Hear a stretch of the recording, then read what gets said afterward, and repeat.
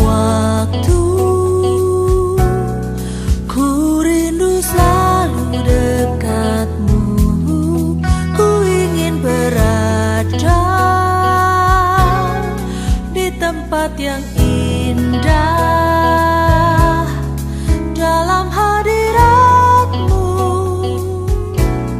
selamanya, menyaksikan betapa heran. Shalom Bapak Ibu. Shalom. Apa kabarnya? Puji Tuhan, Tuhan Yesus baik, amin. Kita mau mulai ibadah kita pada pagi siang hari ini. Mari kita buka hati kita siapkan hati kita, pikiran kita, biar kita bisa masuk dalam hadirat Tuhan lebih lagi. Terima kasih Tuhan Yesus, haleluya.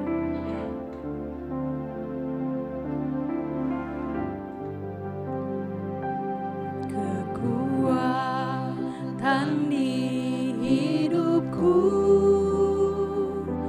ku dapat dalam Yesus. Dia tak pernah tinggalkanku, setia menopangku, berseru berharap dalam Yesus.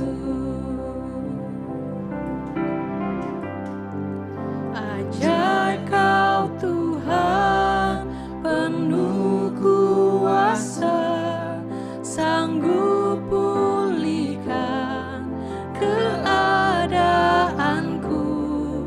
Dalam tangan-Mu seluruh hidupku tak akan goyah selamanya.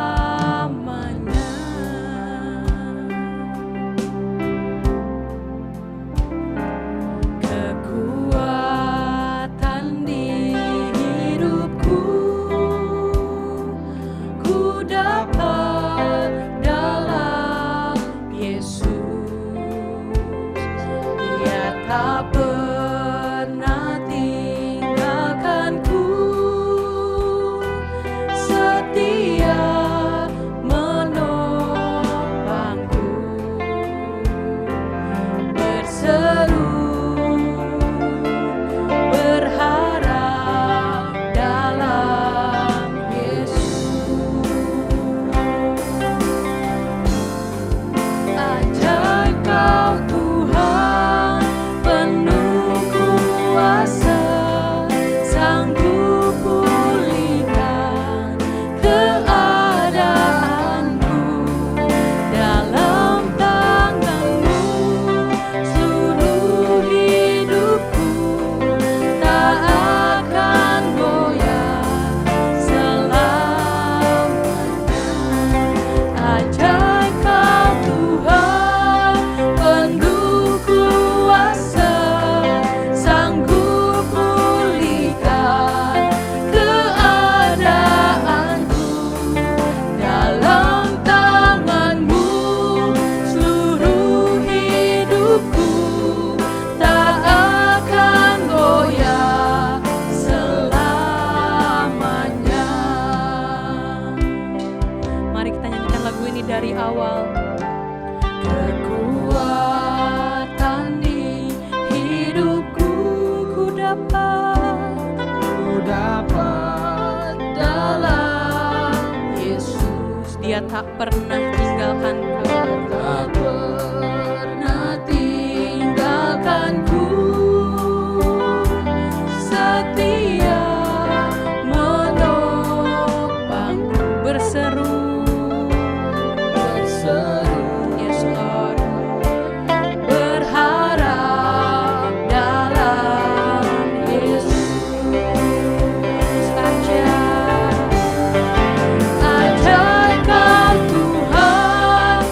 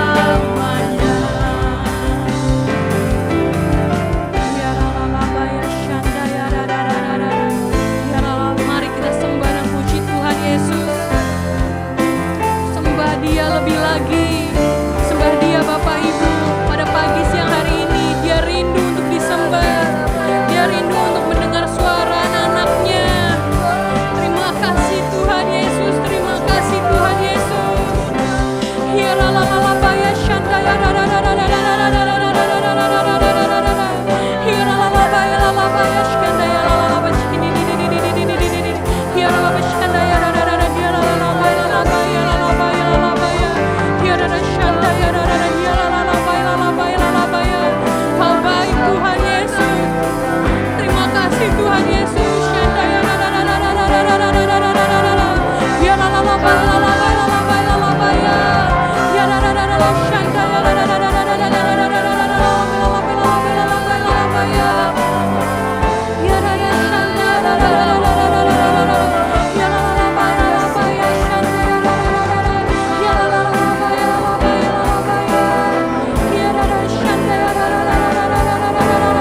Lebih lagi buat Tuhan.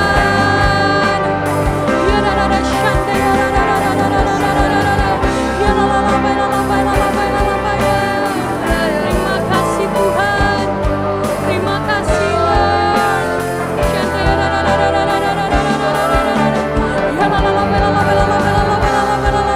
Hanya Kau yang sanggup pulihkan hidup kami Tuhan.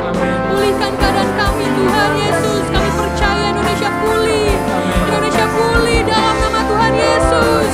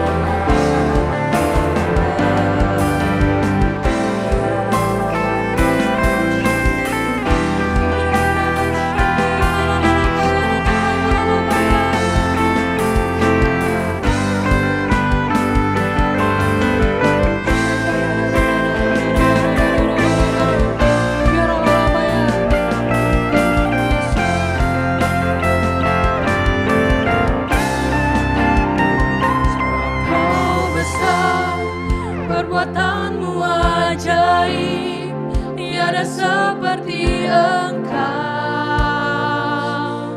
tiada seperti Engkau, sebab Kau besar. Perbuatanmu ajaib, tiada seperti Engkau, tiada seperti Engkau.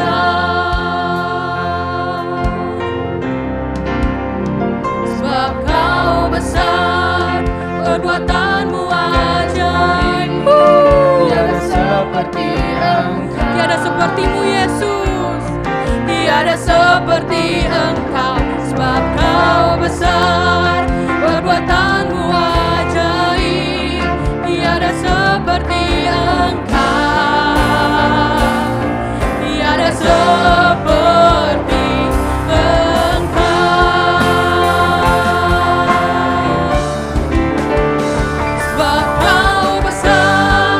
perbuatanmu ajaib, tiada seperti Engkau, tiada seperti Engkau, sebab Kau besar. perbuatanmu ajaib, Tiada seperti Engkau, tiada seperti Engkau, sebab Kau besar. Kau besar. Perbuatanmu ajaib, Yesus. Tiada seperti Engkau, Tiada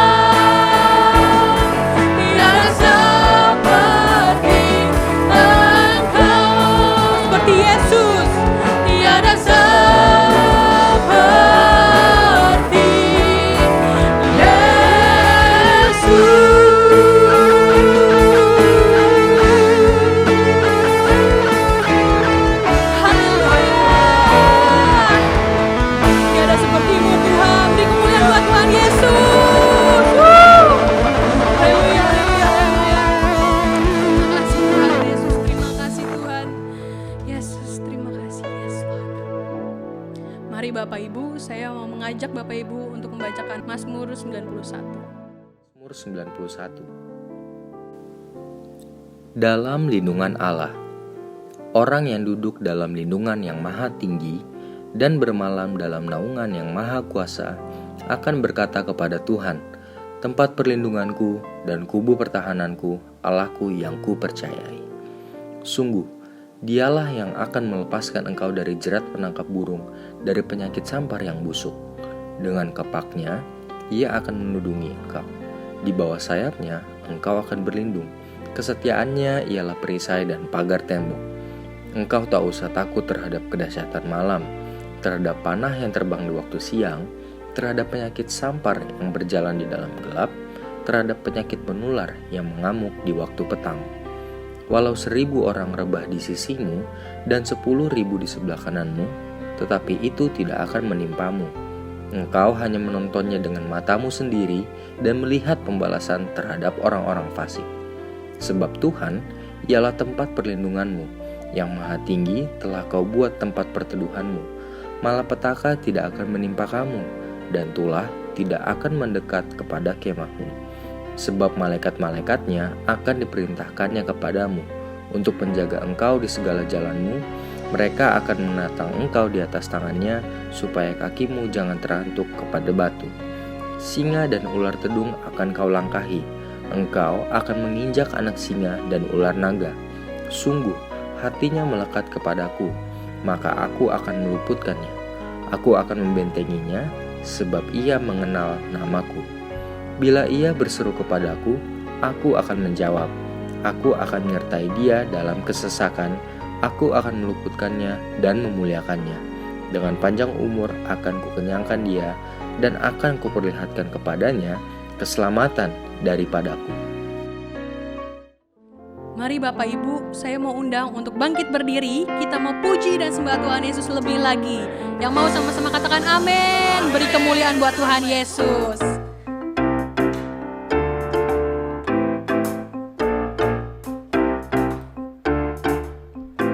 Kasih yang begitu besar, lebih kuat dari dosa.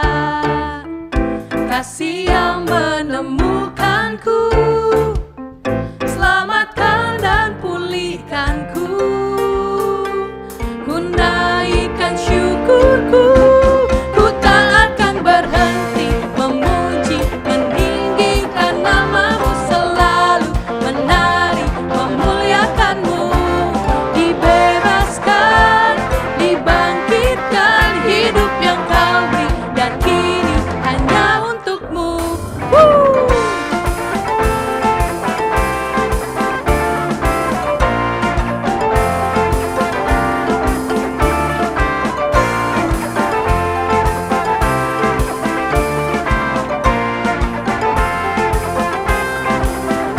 Kasih yang begitu besar, lebih kuat dari dosa.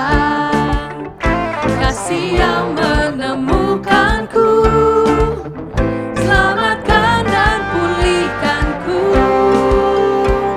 Ku naikkan syukurku, ku tak akan berhenti memuji, meninggikan namamu selalu, menari, memuliakanmu.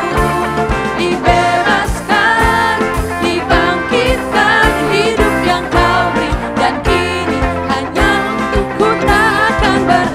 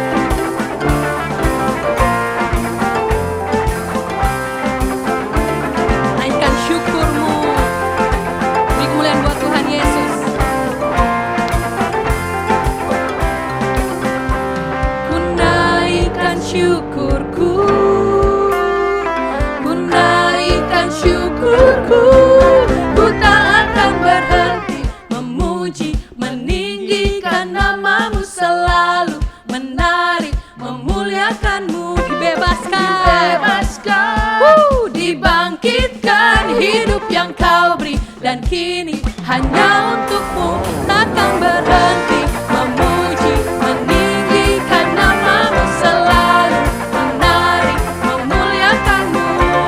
Dibebaskan, dibangkitkan, hidup yang kau beri, dan kini hanya untukmu. Hidup yang kau beri, dan kini hanya untukmu. Hidup yang kau beri, dan kini hanya untukmu. Beri kemuliaan buat Tuhan Yesus. Haleluya. Mari Bapak Ibu, kita siapkan hati kita untuk mendengarkan firman Tuhan.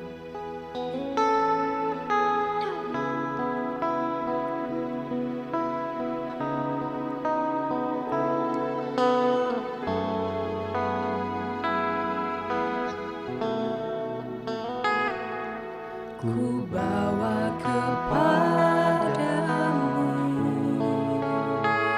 oh Tuhan, persembahanku ini. Ku ingin Engkau menerima korban syukurku melalui pujian.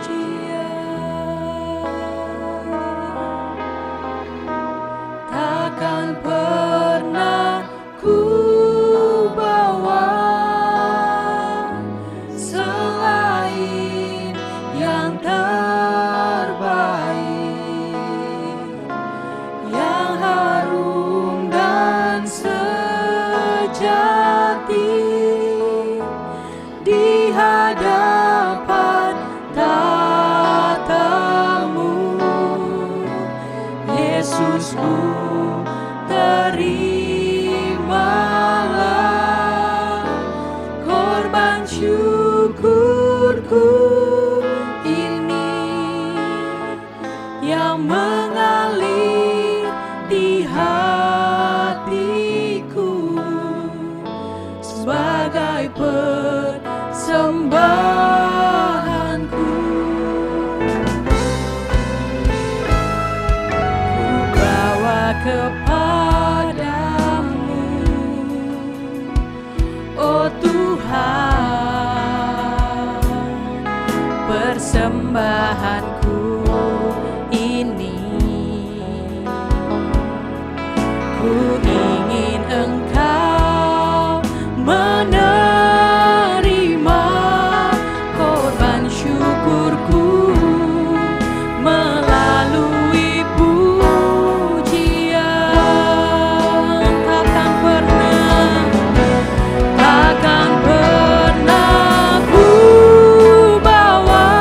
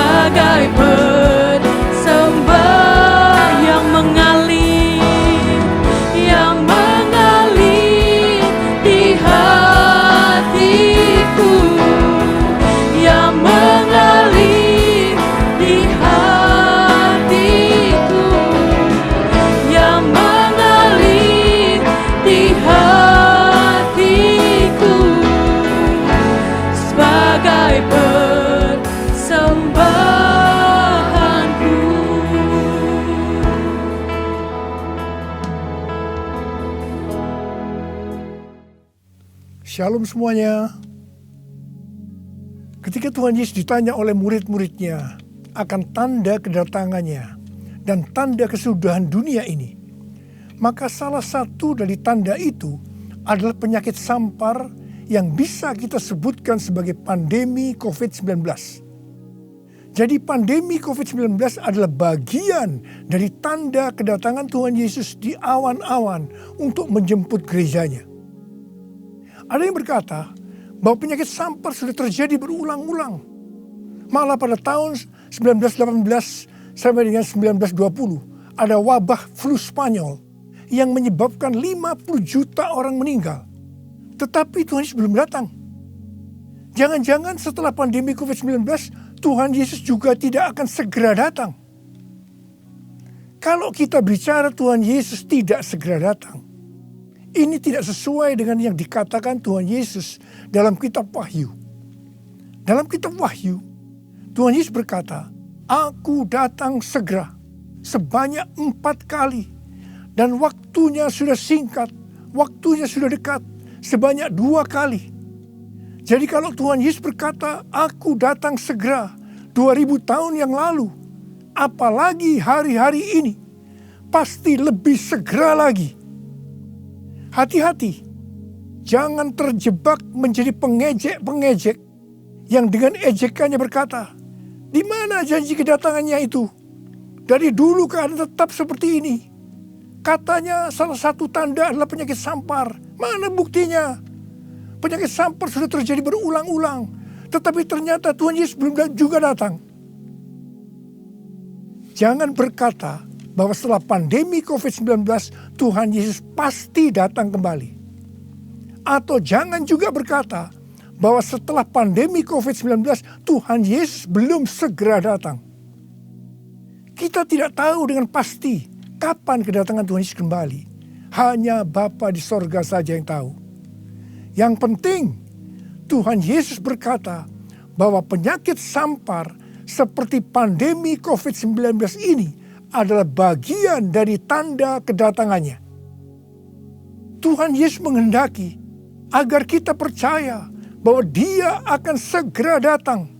Sehingga kita akan sungguh-sungguh mempersiapkan diri kita untuk menyambut kedatangannya.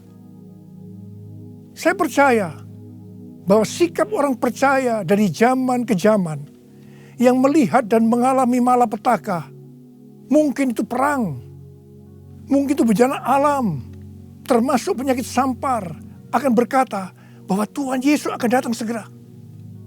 Sebagai contoh, Bapak Gereja yang bernama Cyprianus, yang adalah uskup gereja Kartago pada zaman Kekaisaran Romawi, yang mengalami pandemi pada tahun 250 sampai 271 Masehi.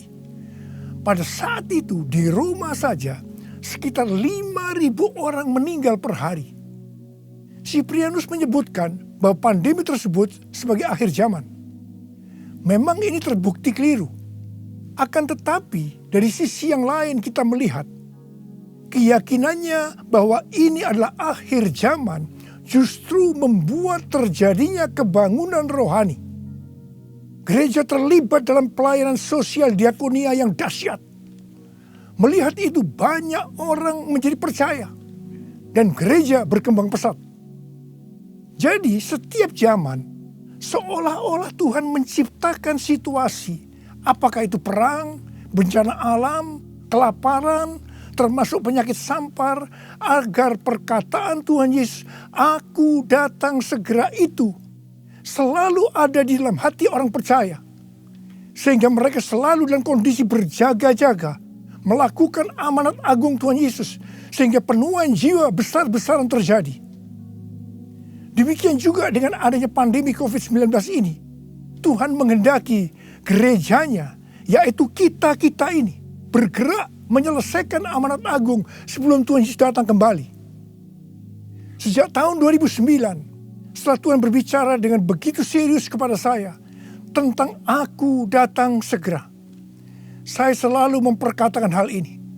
Saya selalu mengingatkan agar kita lebih intim dengan Tuhan. Hari-hari ini pesan Tuhan kepada kita adalah kembali kepada kasih mula-mula. Ingat, kita adalah calon mempelai wanita dari Kristus.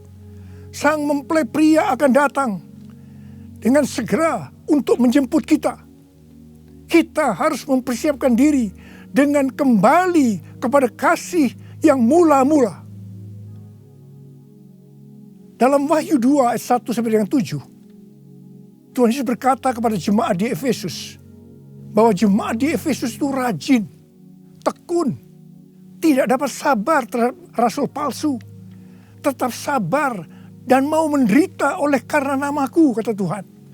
Tidak mengenal lelah, membenci perbuatan-perbuatan pengikut Nikolaus yang juga aku benci, kata Tuhan Yesus. Pengikut Nikolaus mengajarkan bahwa percabulan tidak akan mempengaruhi keselamatan seseorang dalam Kristus. Ini adalah pengajaran sesat, karena kitab Perjanjian Baru mengatakan hal yang sebaliknya, yaitu bahwa orang yang hidup dalam percabulan tidak akan mendapat bagian dalam kerajaan Allah. Kalau kita melihat ini, saya berkata bahwa jemaat Efesus ini jemaat yang luar biasa.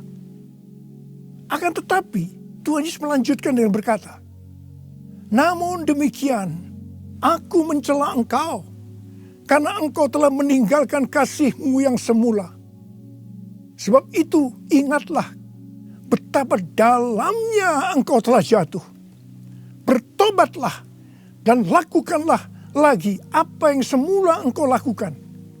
Jika tidak demikian, aku akan datang kepadamu dan mengambil kaki dianmu dari tempatnya, jikalau engkau tidak bertobat. Mengambil kaki dianmu artinya mengeluarkan dari dalam kerajaan Allah. Kesimpulan dari pesan Tuhan kepada jemaat di Efesus, yang juga berarti buat kita semua, adalah apapun yang kita lakukan untuk melayani pekerjaan Tuhan, kalau tidak didasarkan kepada kasih mula-mula, maka Tuhan Yesus berkata, betapa dalamnya engkau telah jatuh. Dan kita harus bertobat. Kalau kita tidak bertobat, Tuhan akan mengambil kaki dian kita. Artinya, kita akan dikeluarkan dari dalam kerajaan Allah. Kasih mula-mula adalah kasih yang kita miliki pada saat kita baru bertobat dan percaya kepada Tuhan Yesus. Pada saat itu kita akan mengasihi Tuhan dengan segenap hati, dengan segenap jiwa, dan dengan segenap kekuatan kita. Pengalaman saya pada waktu itu adalah keinginan untuk selalu berdoa. Keinginan untuk memuji dan menyembah Tuhan. Keinginan untuk membaca Alkitab. Keinginan untuk hidup kudus. Keinginan untuk melayani Tuhan.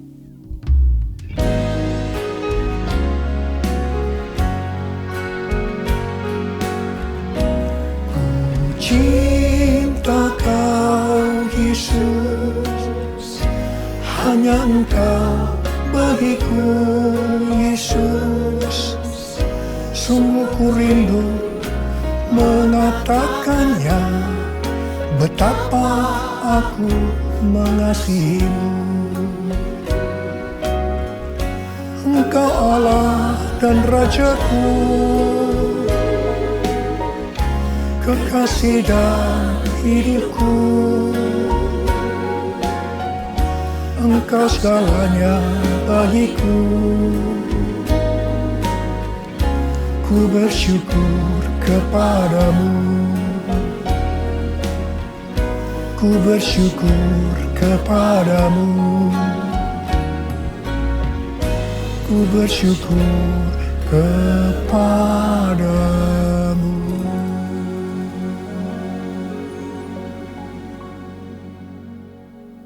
Kalau kita melihat proses keselamatan, maka proses keselamatan terdiri dari 3 tahap. Tahap yang pertama adalah proses justification, yang artinya pembenaran. Tahap yang kedua adalah proses sanctification, yang artinya pengudusan. Tahap yang ketiga adalah proses glorification, yang artinya pemuliaan atau pengangkatan.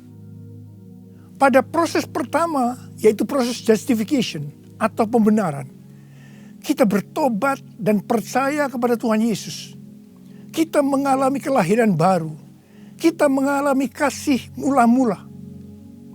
Setelah itu kita memasuki tahap yang kedua, yaitu proses sanctification atau pengudusan. Dalam proses ini, kita akan dikuduskan terus-menerus oleh Roh Kudus dan firman Allah. Sehingga kita menjadi serupa dengan gambarnya, yaitu menjadi murid Tuhan Yesus. Setelah itu, kita akan masuk dalam proses yang ketiga, yaitu glorification, yang artinya pemuliaan atau pengangkatan. Jadi, yang diangkat itu adalah mereka yang menjadi serupa dengan gambar Yesus, yaitu murid Tuhan Yesus. Pada waktu memasuki proses sanctification atau pengudusan ini, dengan berbagai macam alasan, kualitas kasih kita kepada Tuhan yang tadinya penuh dengan kasih yang mula-mula bisa berubah menjadi seperti yang terjadi pada jemaat di Efesus. Saya pribadi juga mengalami seperti yang terjadi pada jemaat di Efesus. Tetapi melalui pengudusan secara terus-menerus oleh Roh Kudus dan firman Allah, juga disertai dengan proses yang menyakitkan, saya kembali kepada kasih mula-mula sampai dengan hari ini. Haleluya. Saya akan bertanya kepada saudara, bagaimana kualitas kasih saudara kepada Tuhan? Saya mau mengajak saudara untuk melihat kualitas kasih kita kepada Tuhan melalui kitab Kidung Agung. Kitab Kidung Agung merupakan satu-satunya kitab di Alkitab yang khususnya membahas kasih yang unik di antara dua orang mempelai, yaitu antara Salomo dengan gadis Sulam yang dipercaya dia adalah istri pertama dari Salomo. Karena beberapa nats penting dalam Perjanjian Baru melukiskan kasih Kristus bagi gerejanya dengan memakai hubungan pernikahan, maka kitab Kidung Agung dapat dipandang sebagai melukiskan kasih yang ada di antara Kristus dengan mempelainya, yaitu gerejanya, yaitu kita-kita ini. Sama halnya dengan iman kita yang harus bertumbuh. Demikian juga kualitas kasih kita kepada Tuhan harus bertumbuh. Secara sederhana, kitab Kidung Agung ini menggambarkan 3 tingkat kualitas kasih. Dan ini juga menunjukkan tingkat kualitas kasih kita dengan Tuhan. Tingkat kualitas kasih yang pertama terdapat dalam Kidung Agung 2 ayat 16 yang berkata, kekasihku kepunyaanku dan aku kepunyaan dia. Dalam hubungan kita dengan Tuhan, kita bisa berkata begini, Tuhan milikku, aku miliknya Tuhan. Tingkat kualitas kasih yang kedua terdapat dalam Kidung Agung 6 ayat 3 yang berkata, aku kepunyaan kekasihku dan kepunyaanku kekasihku. Dalam hubungan kita dengan Tuhan, kita bisa berkata begini, aku milik Tuhan, Tuhan milikku. Tingkat kualitas kasih yang ketiga terdapat dalam Kidung Agung 7 ayat 10 yang berkata, kepunyaan kekasihku aku. Dalam hubungan kita dengan Tuhan, kita bisa berkata, aku milik Tuhan. Tingkat kualitas kasih yang pertama bisa dikatakan ini adalah kasih yang egois. Karena yang dikedepankan itu, Tuhan adalah milikku, baru aku milik Tuhan. Maka yang selalu dipikirkan hanya soal diberkati. Jadi karena Tuhan milikku, berkati aku dong Tuhan. Biasanya jarang bertanya kepada Tuhan tentang apa yang dikehendaki Tuhan dalam setiap rencana atau langkah yang akan dilakukan. Jadi kalau dia punya rencana, langsung akan minta supaya Tuhan memberkati. Biasanya juga jarang menyinggung tentang apa yang harus kita lakukan untuk melayani Tuhan. Itu tingkat yang pertama. Tapi tingkat kualitas kasih yang kedua bisa dikatakan sebagai kasih bersyarat. Aku milik Tuhan. Tuhan adalah milikku. Sekarang yang dikedepankan adalah aku miliknya Tuhan. Baru setelah itu Tuhan adalah milikku. Berarti mulai ada satu peningkatan. Di sini mulai ada menyinggung tentang melayani Tuhan. Tetapi dengan syarat. Supaya Tuhan memberkati. Jadi motivasi mau melayani karena mau diberkati Tuhan. Itu tingkat kualitas kasih yang kedua. Tetapi sekarang tingkat kualitas kasih yang ketiga. Inilah yang disebutkan kasih yang tidak egois. Kasih yang tidak mementingkan dirinya sendiri. Ini adalah kasih yang semula. Aku milik Tuhan. Titik. Tidak ada embel-embelnya lagi. Mereka yang memiliki kasih mula-mula akan berkata, aku milik Tuhan. Bukan milikku sendiri. Aku ini adalah milik Tuhan. Aku sudah dibeli. Dan harganya telah lunas dibayar. Aku dibeli dengan harga yang mahal. Yaitu dengan darah Yesus. Mereka yang memiliki kasih mula-mula akan berkata, jika aku hidup untuk Tuhan. Dan jika aku mati untuk Tuhan.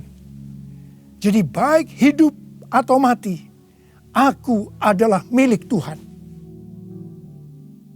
Mereka yang memiliki kasih mula-mula akan berkata, aku hidup, tetapi bukan lagi aku sendiri yang hidup, melainkan Kristus yang hidup di dalam aku. Hidupku bukannya aku lagi, tapi Yesus dalamku. Hidupku bukannya aku lagi, tapi Yesus dalamku. Yesus hidup, Yesus hidup dalamku. Hidupku bukannya aku lagi, tapi Yesus dalamku.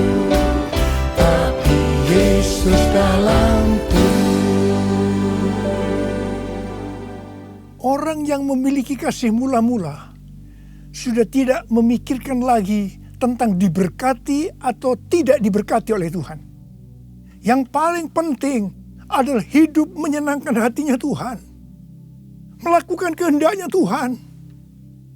Seperti Tuhan Yesus berkata dalam Yohanes 4 ayat 34. Makananku ialah melakukan kehendak Dia yang mengutus aku dan menyelesaikan pekerjaannya. Makanan adalah sesuatu yang sangat vital dalam hidup ini. Mendapatkan makanan adalah motivasi manusia dalam bekerja atau berusaha. Dan Tuhan Yesus mengajarkan kepada kita bahwa yang paling penting dalam hidup ini, artinya fokus hidup kita adalah melakukan kehendak Bapa, bukan kepada makanan, meskipun makanan itu perlu. Orang yang memiliki kasih mula-mula akan melayani Tuhan seperti yang terdapat dalam Roma 14 ayat 17 dan 18 yang berkata, sebab kerajaan Allah bukanlah soal makanan dan minuman, tetapi soal kebenaran, damai sejahtera, dan sukacita oleh Roh Kudus.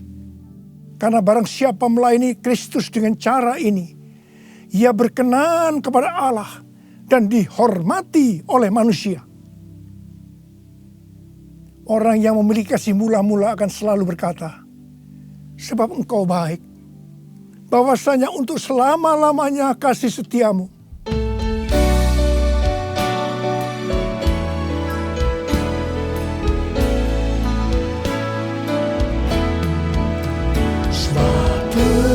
Hamba bahwasanya untuk selamanya kasih setianya. Sebab Tuhan bahwasanya untuk selamanya kasih setianya. Bahwasanya untuk selamanya kasih setianya.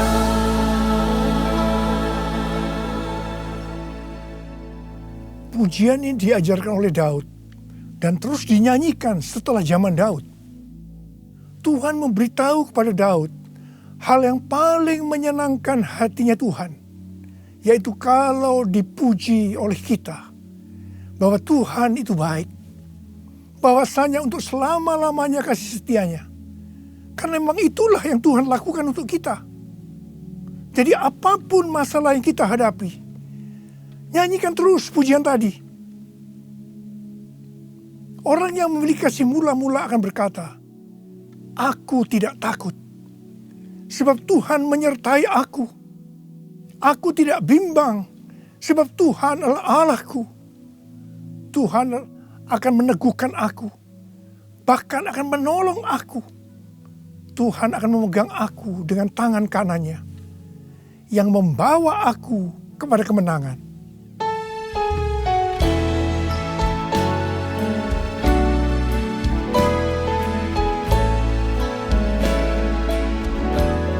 Ku tidak takut, sebab Kau besertaku. Ku tidak bimbang, sebab Engkau Allahku. Engkau meneguhkanku, bahkan menolongku. Kau batu karangku, Yesus Tuhan. Yesus memegangku dengan tangan kanan-Mu. Yesus memberiku kemenangan. Yesus memegangku dengan tangan kanan-Mu. Yesus memberiku kemenangan. Yesus memberiku kemenangan.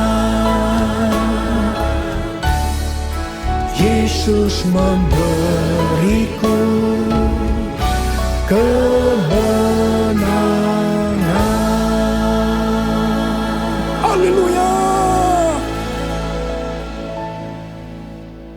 Orang yang memiliki kasih mula-mula dalam masa pandemi COVID-19 ini akan tetap percaya kepada janji Tuhan dan terus memperkatakannya. Orang yang memiliki kasih mula-mula akan berkata, Tuhan, saya mau menyelesaikan amanat agung dengan kuasa dari Roh Kudus, yaitu Pentakosta yang ketiga. Tuhan, saya berjanji untuk memakai mulut ini hanya berbicara tentang firman Tuhan, bukan yang lain-lain. Orang yang memiliki kasih yang mula-mula akan melakukan firman Tuhan seperti yang terdapat dalam lagu ini. Aku mengasihi Engkau Yesus dengan segenap hatiku. Aku mengasihi Engkau Yesus dengan segenap jiwaku. Ku renungkan firman-Mu siang dan malam, ku pegang perintah-Mu dan ku lakukan. Engkau tahu ya Tuhan, tujuan hidupku hanyalah untuk menyenangkan hati-Mu. Menyenangkan hati-Mu, menyenangkan hati-Mu.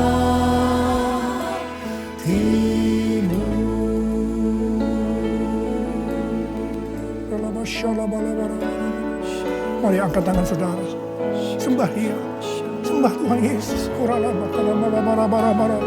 Tuhan Yesus, sembah. Yang sudah berbahasa roh saat ini. Yang belum, terus katakan haleluya, haleluya. Orialala bakana maya ralala barabara. Oh rarabasande. Ikarala maya rala bala bala bala bala bala bala bala bala bala bala bala. Orala bala bala bala. Orialala bala bala bala bala.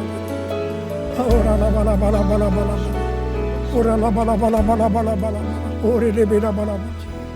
Hamba berdoa buat anak-anak-Mu ini semua Tuhan. Hamba berdoa mereka kembali kepada kasih yang mula-mula. Kembali kepada kasih yang semula. Kasih yang mula-mula.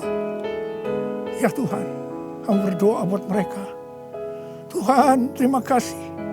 Terima kasih ya Tuhan, terima kasih Engkau akan segera datang untuk kali yang kedua. Bapa, hamba berdoa di tengah pandemi COVID-19 ini. Anak-anak-Mu yang mengalami bermacam-macam masalah. Engkau tolong mereka ya Tuhan. Tolong ya Tuhan. Mungkin mereka ketakutan, kebingungan. Ketakutan yang berlebihan, paranoid Tuhan. Tolong mereka ya Tuhan. Yang terpapar dengan COVID-19 sakit Tuhan. Dalam nama Yesus, aku sekarang perintahkan COVID-19. Kau keluar. Sembuh dalam nama Yesus. Sembuh dalam nama Yesus. Sembuh dalam nama Yesus. Oh Tuhan, terima kasih. Katakan terima kasih. Terima kasih ya Tuhan. Terima kasih ya Tuhan. Terima kasih. Terima kasih ya Tuhan. Terima kasih. Oh rana bara bara bara bara. Terima kasih. Oh rana bara bara bara. Terima kasih. Dalam nama Yesus. Dalam nama Yesus. Amin. Mari saudara-saudara, kita akan masuk dalam perjamuan kudus. Kita akan mengingat ayat ini. Sebab setiap kali kamu makan roti ini dan minum cawan ini, kamu memberitakan kematian Tuhan sampai Ia datang. Perjamuan kudus adalah perjamuan Tuhan Yesus sendiri. Setiap kali kita masuk dalam perjamuan kudus, Tuhan Yesus selalu berkata, biarlah ini menjadi peringatan akan daku. Karena itu mari arahkan hati kita kepada Tuhan. Kita akan mengingat kebaikan Tuhan. Mari tundukkan kepala. Tuhan, siapakah kami ini sebelum kami mengenal Engkau? Kami semua orang berdosa. Upah dosa adalah maut, mati. Tapi Engkau yang tidak berdosa telah dijadikan dosa oleh karena kami. Engkau harus mati dengan penderitaan yang luar biasa ya Tuhan. Itu Engkau ya Aba. Betapa baiknya Engkau. Engkau jadikan kami sebagai anak-anak-Mu. Engkau tuntun kami, Engkau bela, Engkau lindungi, Engkau berkati. Engkau sembuhkan kami, Engkau ajar kami ya Tuhan. Engkau juga menghajar kami kalau kami salah Tuhan. Terima kasih ya Aba. Terima kasih Engkau itu adalah Engkau ya Tuhan. Tuhan Yesus akan memberkati saudara melalui perjamuan kudus ini. Tapi Tuhan mau kita makan dan minum dengan cara yang benar. Karena itu masing-masing sekarang berdoa. Lihat keadaan dirimu masing-masing. Jangan menyimpan dosa. Kalau ada dosa yang Tuhan ingatkan saat ini, langsung minta ampun. Ampuni saya Tuhan. Ampuni saya. Katakan ampuni. Ampuni ya Tuhan. Ampuni. Supaya sudah diberkati oleh Tuhan. Tuhan ampuni anak-anak-Mu. Kau melihat mereka yang sedang meminta ampun di hadapan Tuhan. Ampuni mereka. Kasihani mereka ya Tuhan. Kasihani. Layakkan kami masuk dalam perjamuan kudus. Kami akan masuk dalam perjamuan kudus dengan hati yang penuh sukacita. Hati bersyukur. Dalam nama Yesus kami berdoa. Amin. Sekarang mari angkat roti di tangan kanan saudara tinggi-tinggi. Sebab apa yang telah kuteruskan kepadamu telah aku terima dari Tuhan. Yaitu bahwa Tuhan Yesus pada malam waktu Ia diserahkan mengambil roti dan sesudah itu Ia mengucap syukur atasnya. Ia memecah-mecahkannya dan berkata, inilah tubuhku yang diserahkan bagi kamu. Perbuatlah ini menjadi peringatan akan aku. Sudah dikasih Tuhan, bukankah roti yang kita pecah-pecahkan ini adalah persekutuan kita dengan tubuh Kristus? Mari kita makan dalam nama Yesus.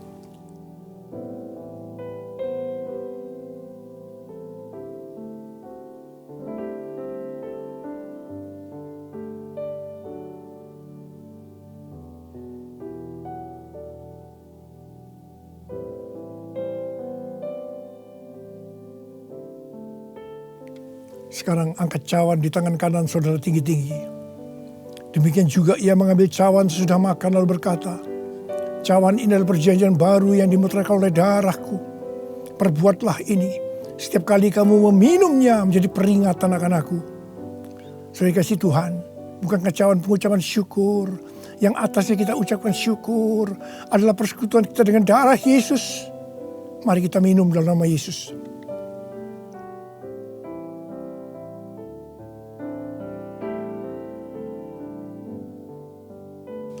Mari angkat tangan saudara. Ucapkan terima kasih. Ucapkan syukur. Ucapkan syukur dan terima kasih ya Tuhan.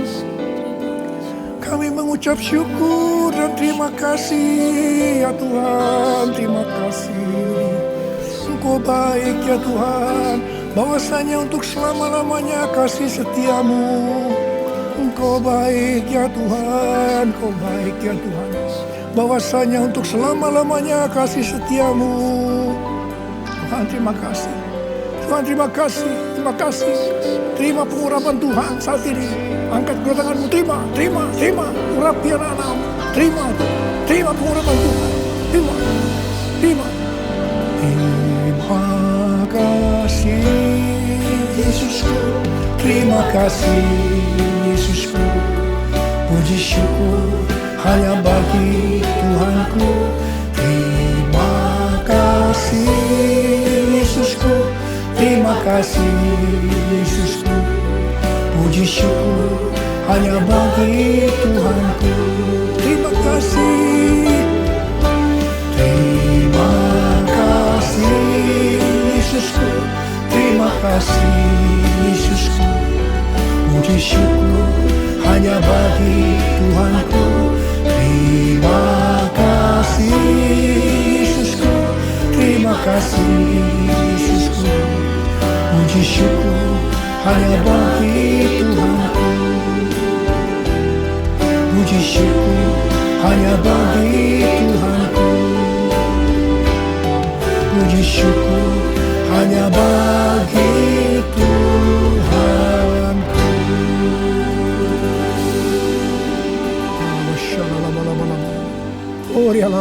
Terima kasih. Terima kasih. Terima kasih. Berkati anak-anakmu. Apa yang dimaksudkan dengan Pentakosta ketiga? Pertama, Pentakosta ketiga adalah pencurahan Roh Kudus yang dahsyat di zaman now, melebihi yang terjadi di Azusa Street. Kedua, Pentakosta ketiga akan mengakibatkan penuaian jiwa yang terbesar dan yang terakhir sebelum Tuhan Yesus datang kembali. Ketiga, Pentakosta ketiga akan membangkitkan generasi Yeremia, yaitu anak-anak muda yang dipenuhi Roh Kudus, cinta mati-matian kepada Tuhan Yesus, tidak kompromi terhadap dosa, dan akan bergerak untuk memenangkan jiwa. Keempat, Pentakosta ketiga lahir di Indonesia dan bergerak ke bangsa-bangsa. Gerakan ini dari timur ke barat dan akan kembali ke Yerusalem. Kelima, Pentakosta ketiga akan memberikan kuasa untuk menyelesaikan amanat agung, dan setelah itu Tuhan Yesus datang kembali. Sebelum kita mengakhiri ibadah online kita hari ini, mari kita masuk dalam doa syafaat. Terima kasih Bapa, terima kasih Yesus, terima kasih Allah Roh Kudus. Terima kasih Tuhan sudah Kau berikan waktu kepada kami untuk ibadah online Tuhan. Kami percaya Tuhan, Engkau tidak dibatasi dengan ruang dan waktu Tuhan. Kami percaya kuasa-Mu nyata sempurna untuk kami Bapa. Dimanapun jemaat-jemaat-Mu berada Bapa yang mengikuti ibadah ini Tuhan, berkat yang sama Kau limpahkan kepada mereka Tuhan Yesus. Terima kasih Bapa, terima kasih Yesus, terima kasih Allah Roh Kudus. Tuhan, firman yang ditaburkan oleh hamba-Mu Tuhan, biarlah itu menjadi tumbuh Tuhan di dalam hidup kami Bapa. Bahkan kami tidak akan mendengarkan saja Tuhan, tetapi kami menjadi pelaku-pelaku firman itu Tuhan Yesus. Terima kasih Bapa, Kau sudah berkati kami dengan kesehatan Tuhan, dengan kekuatan yang baru yang Kau berikan kepada kami Tuhan. Apabila Tuhan ada kekurangan kami dalam melayani-Mu Tuhan, biarlah Engkau ampuni kami Tuhan. Biarlah semua Tuhan hanya untuk menyenangkan hati-Mu Bapa. dalam ibadah online kami ini Tuhan, kami hanya menyembah nama-Mu Tuhan, memuji. Tidak ada kuasa lain Tuhan selain kuasa-Mu dalam hidup kami. Terima kasih Bapa. Kami berdoa Tuhan untuk pemimpin jemaat kami Bapak pemimpin rohani kami Bapak Insinyur Niko Tuhan, bahkan karayon kami Pak Beni Gunawan, bahkan gembala kami di tempat ini, Pak Sunardi Bahri, beserta seluruh staf penggembalaan mereka Tuhan Yesus, bahkan keluarga besar mereka Tuhan, istri, anak, mantu, bahkan cucu mereka Bapak. Engkau memberkati mereka berlimpah-limpah Tuhan. Dimanapun mereka berada Bapak, biarlah Tuhan hanya nama-Mu yang dibawakan mereka Bapak, untuk menyebarkan semua kebaikan-Mu Tuhan Yesus. Biarlah amanat agung-Mu Tuhan Yesus kami perdengarkan di seluruh bumi ini. Terima kasih Tuhan Yesus, terima kasih Allah Roh Kudus.